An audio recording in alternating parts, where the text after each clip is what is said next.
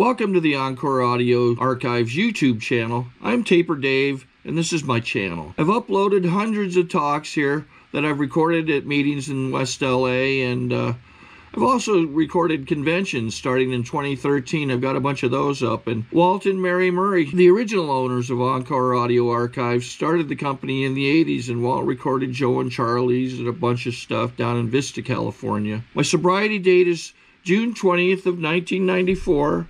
I hope you find something you like, so please like and subscribe to my channel and comment down below. If you want to hear something that I don't have or that you don't see, I'll see that I get it. Anyways, take care and have a great day if you want to. Now it is time to introduce our main speaker for tonight, Carrie W.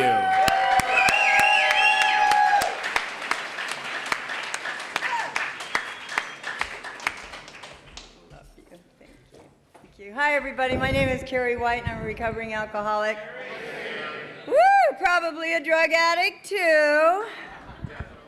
Since I got here drooling on myself at the Venice Methadone Clinic, walking around my house with a propane torch about this size, and if it melted, I smoked it. You know, that was it.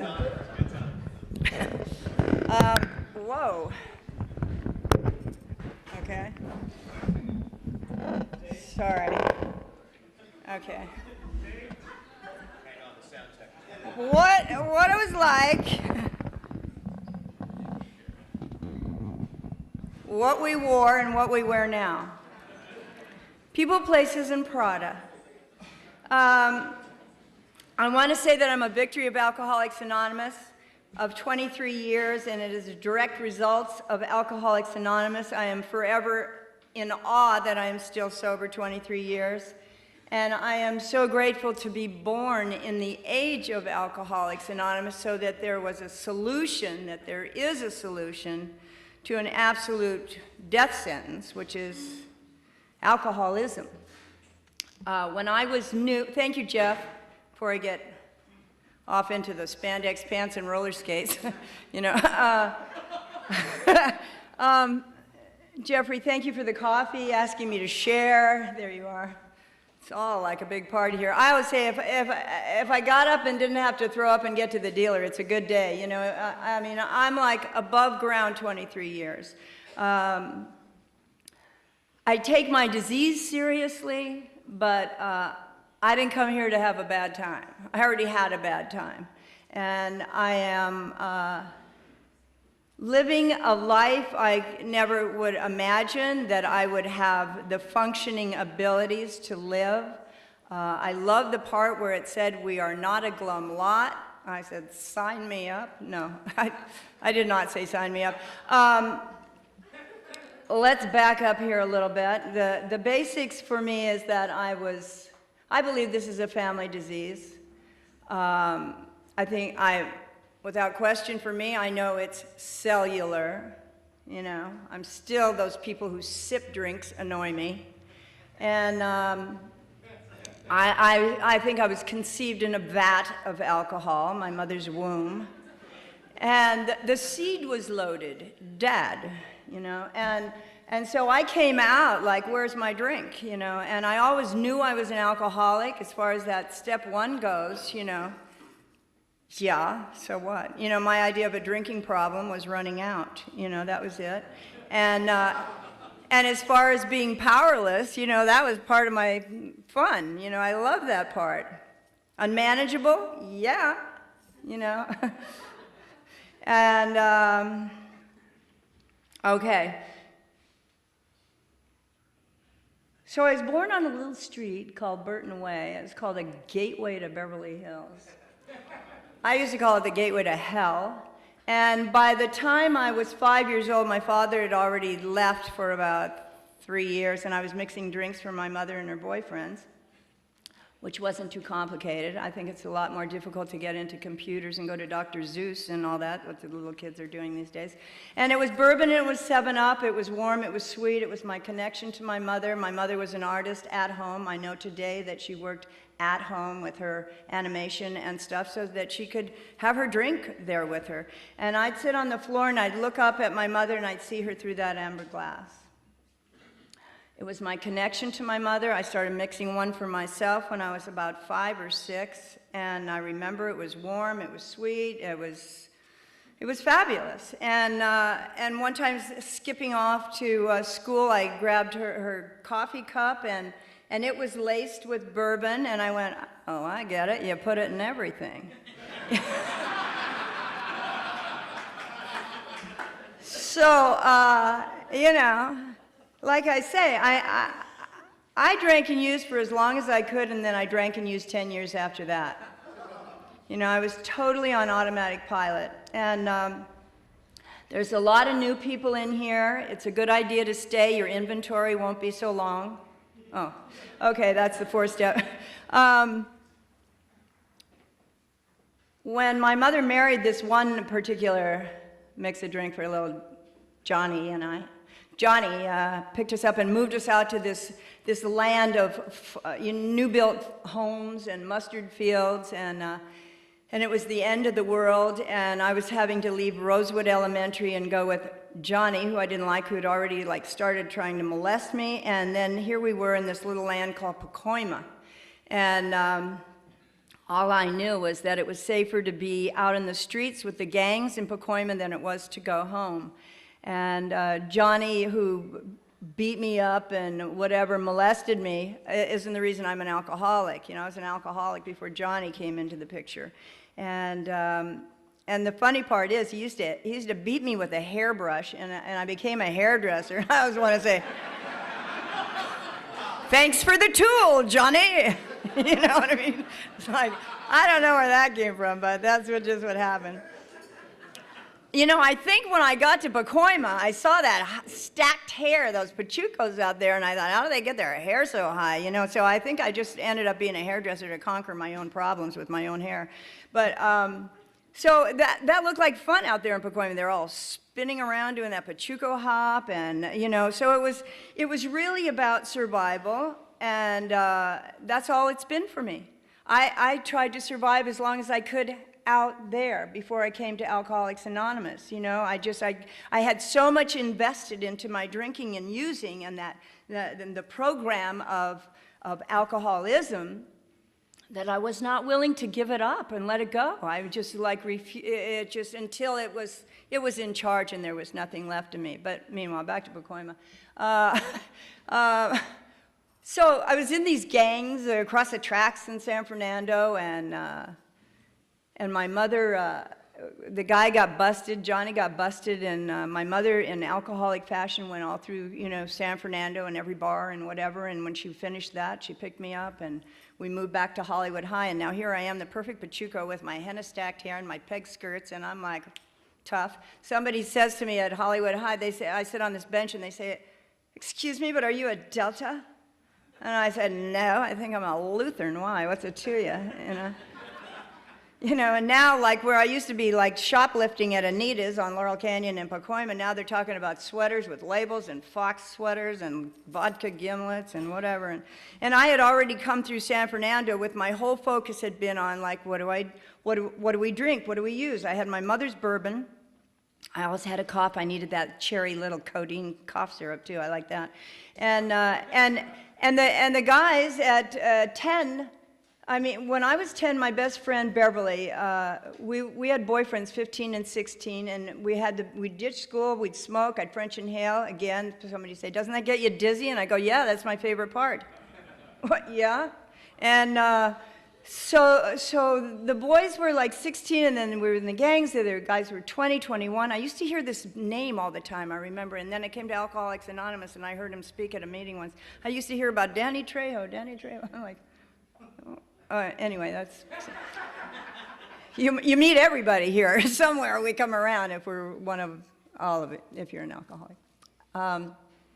So I was at this party. I was about 10 years old, and I was drunk, and the party got busted, and I was arrested at 10 years old. Did I call Alcoholics Anonymous and say, oh my God, I have a problem? I really seriously think I need help. Hell no. I got the message of alcoholism.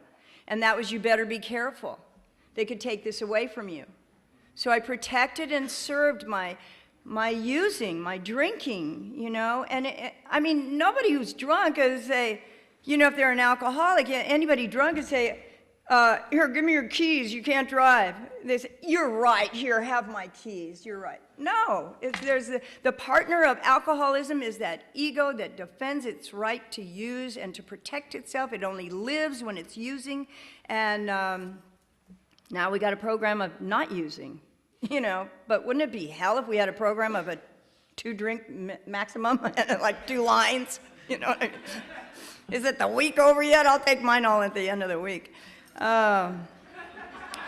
Okay.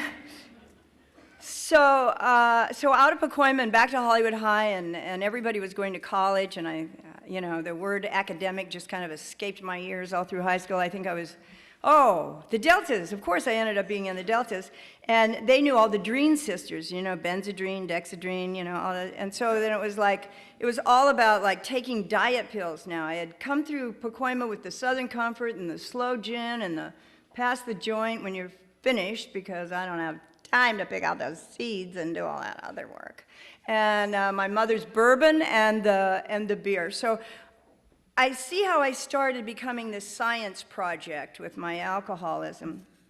When I got to Hollywood High, and it was about the diet pills and the vodka gimlets and the fox sweaters and Sunset Strip and the whiskey go-go and hanging on to Jim Morrison's ankle and a drink in the other hand and the whiskey. And, you know, I mean, when I had my 21st birthday at La Scala, the owner said, what's going on here? He says, oh, Carrie White said it's her 21st birthday. He says, 21st birthday? She's been drinking in here for 4 years. You know, I mean, it was like I just had a right to drink. That's what I do, I drink. And if you don't, out of my way. And, you know, I call my disease Audrey. I hope you have a name for yours, because, you know, you want to know who she is when she's talking to you. It's not your higher power in another outfit, you know. Anyway. So Audrey, you know, like the shop of horrors, that flower that could never get enough bodies, that's Audrey. I just tiptoe around Audrey. We don't want to wake up Audrey. She'll like chew you all up and spit out your bones, you know. This insatiable, never enough. If I had a gram, it'd last me all day. If I had an ounce, it'd last me all day. You know, and there's probably nobody in this room would have a problem cooking up a gram an hour. Anyway, so, I mean, nobody got here because they had a show of hands, rough weekend, broke a fingernail. No, you know. The deal is we don't use casually, and we cannot stay sober casually. I heard when I was new that if I put the same energy and aggression I put into my using into my sobriety, that I would maybe have a chance. That there are people here who sponsor people, who have sponsors, who go to meetings, who love Alcoholics Anonymous, and one insane moment and they're out. We have to protect ourselves from that one insane moment. That's what it's all about. That's the workshop of my disease, and according to Alcoholics Anonymous, the big book, they feel the same way.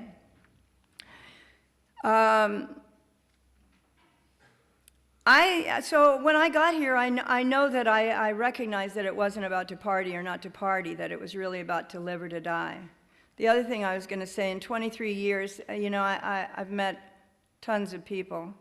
And when I first came here, having had beauty salons in Beverly Hills, when somebody say hello to me, I look at them like, I didn't know if I did their drugs, did their hair, or had one of their kids, you know. I mean, I literally was like, you know, like, they say more shall be revealed, you know, and the truth is, when I went to beauty school, I married some guy, sort of a guy, and he didn't come. We were married about 3 months, and he didn't come home one night, and he called me to pick him up, and he wasn't with a girl, he was with a guy. I said, well, that's nice, but I don't think I want to work with this, you know, and I always say, I should have known. He kept borrowing my eyelash curler. Anyway, So that was over, that was like, so that marriage, that was my first marriage at like 17, 18, and that was annulled. And about a month later, I found out that I was pregnant.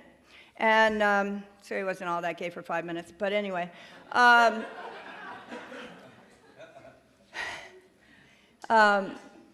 What I want to say, there's so much I want to say to everybody in this room about sobriety and honoring it. But anyway, so my mother died of this disease at 54 years old. And she died in County General Hospital, the most ugly, horrible death. And I knew I didn't want my children to see me die that death. But, when I'd go and visit her in that hospital, I was on angel dust and cocaine and alcohol. And I just thought, that pathetic alcoholic. I didn't think she was really going to die, just like none of us ever think we're really going to die. I just thought, and I was so fashionable.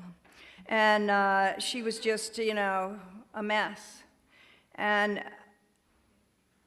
when I found out I was pregnant, I knew I was going to be recreating the scene of the crime because I knew I was an alcoholic. And I was going to be now the divorced mother with the only child and bring up my child in the chaos and hell that I was brought up in. So I gave that child for an adoption to some parents. And the reason I say this is that I never said it before, but I had 5 years of sobriety, and that husband who I was married to, fortunately I had done my steps and I had made my amends to him because I treated him like crap. People say, oh, I hear you're married to so-and-so. I'm like, that guy, I don't know why he says that. Because I didn't want to recognize the fact that I had had a child with him. I didn't want to talk about it or anything. And so I had made my amends to him, and he knew where I was. And he called me, and in 5 years of my sobriety, I know I'm leaping around here, but show of hands, who doesn't have ADD? What? Okay. And he said, I had dinner with our daughter, and she wants, may I give her your number? And thank God I wasn't that woman that was drooling on herself in the Venice methadone clinic and walking around that house with that propane torch, And so she's in my life now amongst the other children, which, by the way, I had 4, altogether 5. And so, okay, you with me? Hope nobody's taking notes. Hollywood High, beauty school, had a baby. Okay, got out of there. Okay, so now I'm pregnant.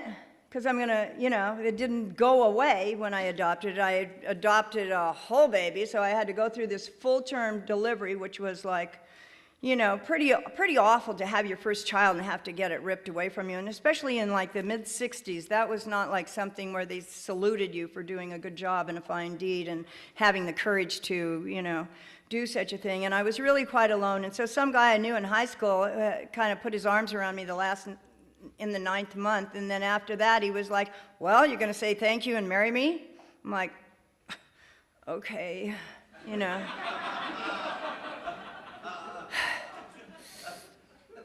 I need a drink, and that was really what it was about. It was that my alcoholism always dictated everything I did and where I went and all my decisions throughout my life, and he didn't drink. Oh, what a horrible marriage that was.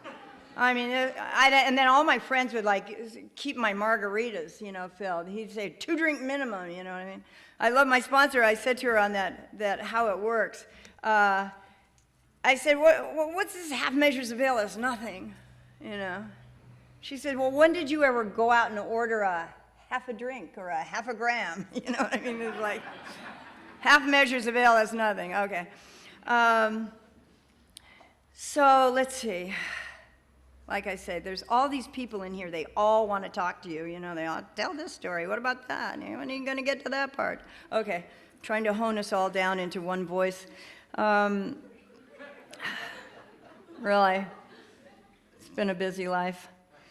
I live in the same place that I moved into after my recovery house. Can you imagine? 23 years. I meant to move. I've just been busy. I don't know what happened. I've been all over the world, a bunch of times. By the way, we are connected to the greatest global healing network on the planet. And if you travel or get to travel, the greatest thing to do before you do anything is get to an AA meeting. All you got to do is pick up the phone and find out where one's close to you or in walking distance or whatever. They'll have somebody pick you up. And I don't care if you're in Austin, Texas or Australia. It's just fantastic. And then we just hook up to the pulse of the city because, we're not dead. We are the party animals who live to tell the story. We do know what's happening, you know what I mean? Okay. That was the little go to a meeting when you're out of town pitch. Thank you. That was brought to you by my sponsor, probably. I don't know. We're supposed to share in a general way, Okay, let's see, had a baby. Okay, married that guy. Tried to leave that guy before we even got married. I mean, I knew this was not a good idea. He didn't drink, and he was already So I had 2 children with him, of course. And then I finally left and got out of there with a gun held to my head to sign a quit deed claim. By that time, I had opened my own salon, my first salon, in Beverley Hills, and my career just took off like crazy. I was like this young girl, 19 years old, into an all-male field, and it was just the tip of the shampoo where there was anybody straight in this field, and he was my hero, the guy that Robert Town actually wrote shampoo in my next husband's beauty salon, and I had this glorious, glorious life through hairdressing. I mean, I used to think that it was like plan B because I was going to be an actress. Well, you go to Hollywood High, you just say that. It doesn't even matter. If you go to a movie, yeah, I'm an actress, Anyway, so I married, I left the second one, and then I hooked up with the one who was kind of my hero, was the reason that I even got into beauty school. And the best thing about him is that he drank like crazy, he smoked pot, he was a party guy, and I thought he'll never complain about my using. And the truth is that he ended up complaining about my using. And I had 2 beautiful children from him, and he, like my mother, died of this disease. Now, the thing is that's so insane is that the person that 12-stepped me for 12 years took my mother to AA meetings. She took her to Rodeo, she took her to Sundowner, she took her to Cedars, I don't know, she took her to meetings. She also, 5 years later, took my husband, my beautiful, sweet, precious Richard, 5 years later to all the same meetings, and he died of this disease, cirrhosis of the liver. You can just be loaded and just hit your head on the corner of a coffee table. You don't have to go out the 4th of July in some glamorous hotel. And he's dead, and it's not that I'm a better person when I'm here and they're not. I don't know why that is. And I couldn't stand my mother, and it took me a long time, even in my sobriety, to even get that we both had this common illness. I just for some reason didn't connect that my disease is better than your disease.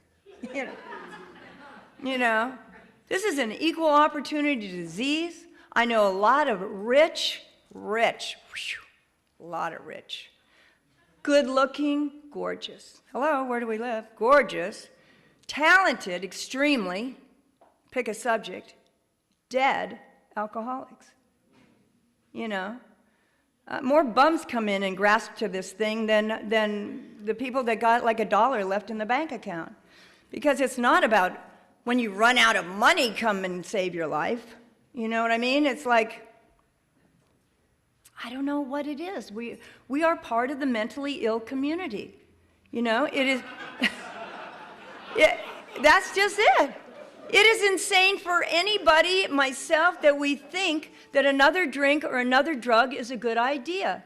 Yet against my very own heart and soul, laying on my back in diarrhea and dried vomit on my face and my hair on 2 acres in Malibu, because the dealer was out of town and my phone, I'd spent all my money on drugs, and it wasn't plugged, and I laid there withdrawing for 3 days with heroin. Why, and my kids asking them to please kiss me on my cheek because I knew I was going to die. That, you know, when somebody comes by and drops another gram and I get picked up again, that I don't like, I mean, it's just insane. I could like feel a heart attack coming up my arm. I say, don't do anything, don't take anything. Oh, a little smack, oh, a little crack, oh, no. Dear God, don't let me die, don't let me die, don't let me die, please, please, please. Feel the line going, oh, I'm gonna live, oh, thank you, God, thank you, God, thank you. I get like right around here, right around the wrist, like I go, who's got the pipe? And I'm inside of myself screaming, no, what'd you say? You know, because I'm about this big in this disease. Audrey's doing all the talking, you know what I mean? Hey, you shut up, I'll do the driving, you know? Like, I'm at the mercy of Audrey, you know what I mean? The miracle for me, the what happened, the thing that is most precious to me, that I protect, that I can't believe that I have, is that third tradition, that only requirement, that desire to stay sober. I never dreamed of that.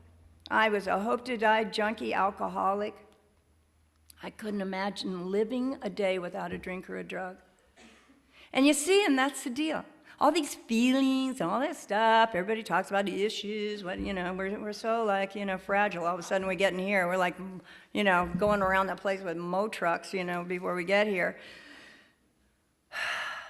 They won't kill us, our feelings won't kill us, but using will kill us. Another drink will kill us.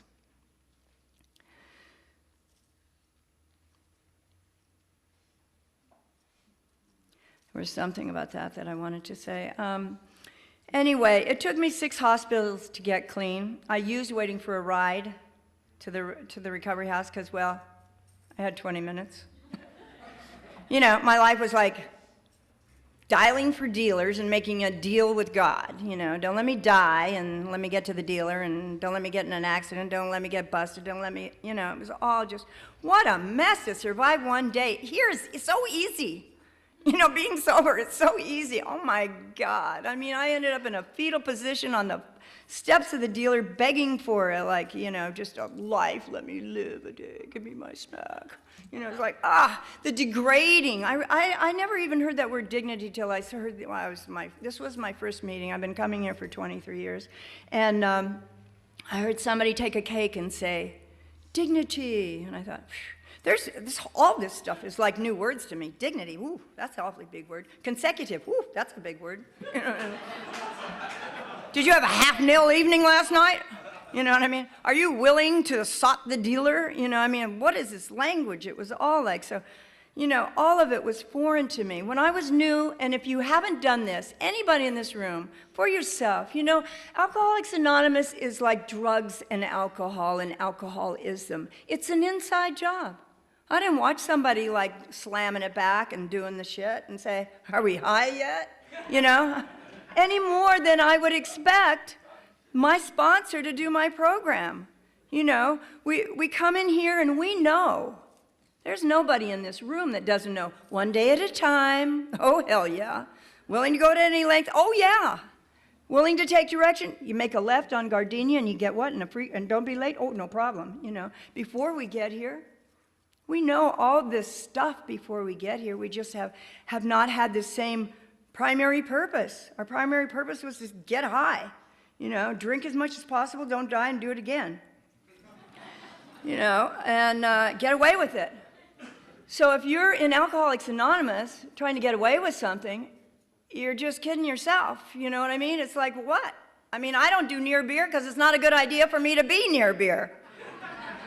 Ever. You know, when I was new, I didn't even want to hear the word salt because I'd go to Mexico and want a margarita, you know what I mean? It was like, oh. I used to go to Chinese restaurants and eat that hot mustard so my nose would run like when I was doing cocaine, my eyes would pop out. We're hard to let go. Let go, Carrie, let go. You know, they had to pull the Mickey Big Mouth out of my clutch, you know, at the 6th hospital at Coldwater Canyon. Let go, Carrie, let go now. You know, it's like, oh. The miracle of putting us back together again, you know? So if you have that precious little glimmer of desire to stay sober, you use it gets worse. You stay here, it gets better.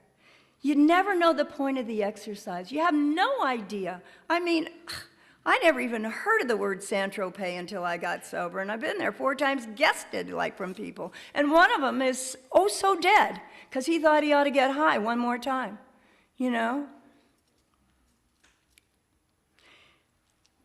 Nobody means to die. Nobody means to hurt people. Nobody means, but it doesn't even matter. It's what we do. When I got here, they said, bring the body and the mind will follow. It's like, okay, you know, I needed to come here and turn my will over to the care. I didn't know about care. I didn't know how to take care of myself. And it doesn't say turn your life over to the fear or shame or guilt. You know, nobody goes around whispering, arthritis runs in my family. Alcoholism is not a shame. This is not a moral issue. When somebody talks about somebody and they say, what's wrong with her? What's she doing that again? What's wrong with her? Exactly, something's wrong with her. Alcoholism is what's wrong, you know?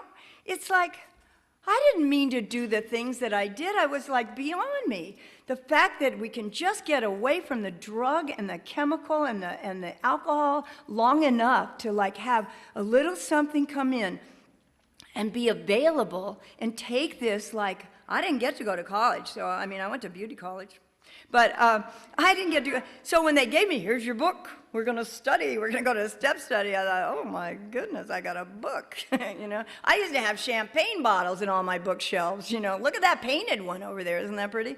And, you know, I didn't know how to read, so, this is what I was going to tell you before I have to go here, is that if you have not written page 58 to 60 in your big book of Alcoholics Anonymous, I really invite all of you to have this experience. This is where I got my first courtship with Alcoholics Anonymous. I could not read. I could not see outside. It was like spin art. The world looked like a Jackson Pollock painting to me. It was like, wah, wah, wah, people are like talking, and I'm sure I do to a lot of people too, but whatever. When I wrote it, when I copied the words off the page, which, by the way, doesn't change. You know, people change, I'll fail you, everything changes. That's why we say, probably no human power could relieve us. When I saw rarely have we seen a person fail, my first thought was like, well, put my picture there. And then I thought, okay, what else do you want to show me? And then I said, followed, not created, a path of my own, followed our path. And then what happens, hopefully, or it did for me, was that I got that my success has already been created for me here. All I had to do was take some directions. Did I have a little ounce of humility in me to take some directions? I certainly did out there take directions. And they told me, Carrie, if 10 people tell you you got a tail, you better turn around and check your ass. In fact, you're so sick if 3 people tell you you got a tail, you better turn around and check your ass.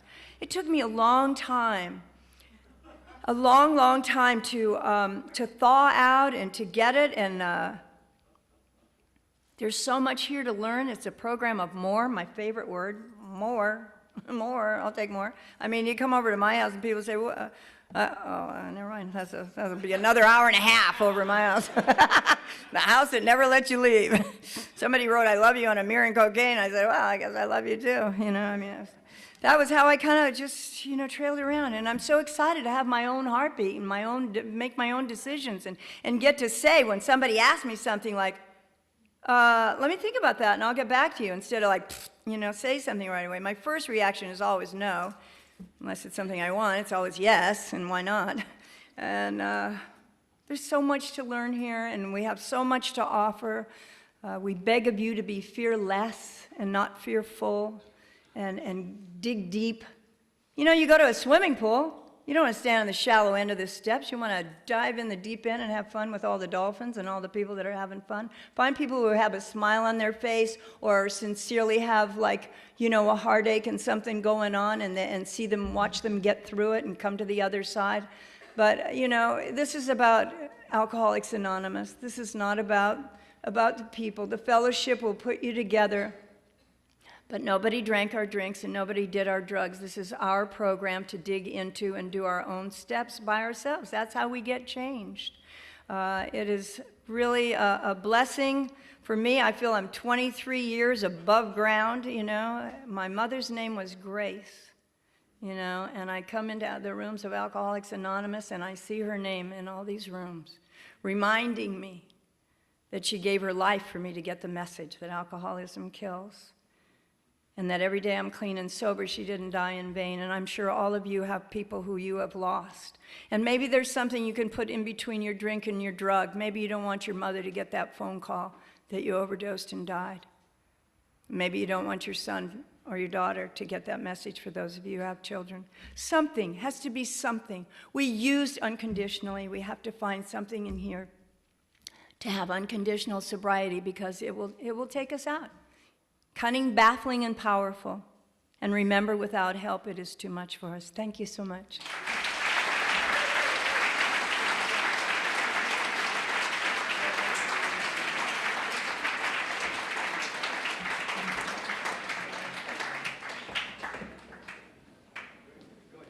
Sorry to interrupt your viewing. Taper Dave here. Just wanted to take a second to ask you to like and subscribe to my channel. Let me know if you like what you're listening. I've got some very good talks here, and this one's a great one. Just curious, do you think this is better than Zoom? Tell me what you think.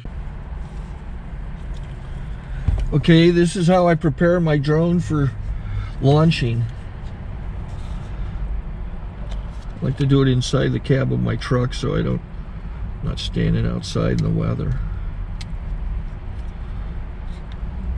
To install the joysticks for control, up and down, right and left, powered on.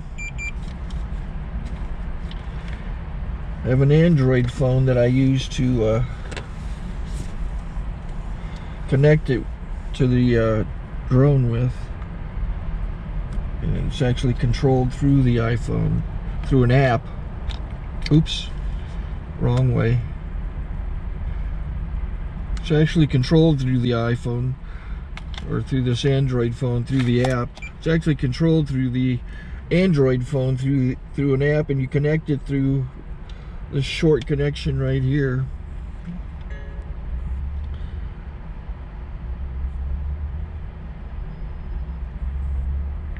Remote control connected.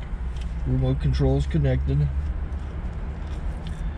So I pull out the drone. I have to extend the legs. Long legs extended first, then the short legs. Remove the gimbal protector. Set that aside, then power it on one short burst, then one long burst.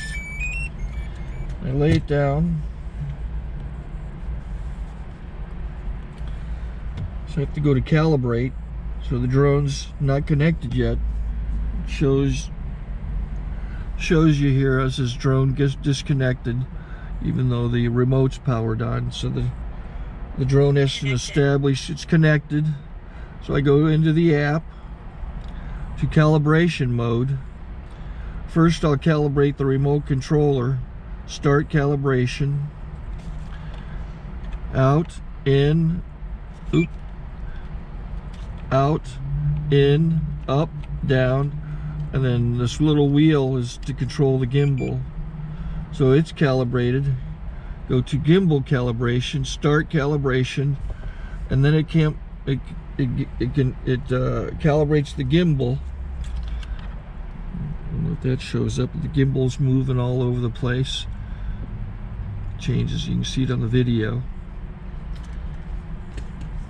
And I'm calibrated to take off. It's acquired 7 satellites at the moment. There are 26 satellites up in the sky which it has to acquire before you can take off. So it's connected. It's got enough satellites. This is white.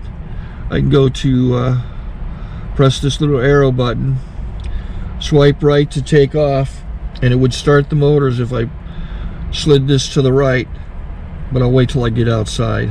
Don't want to do it inside.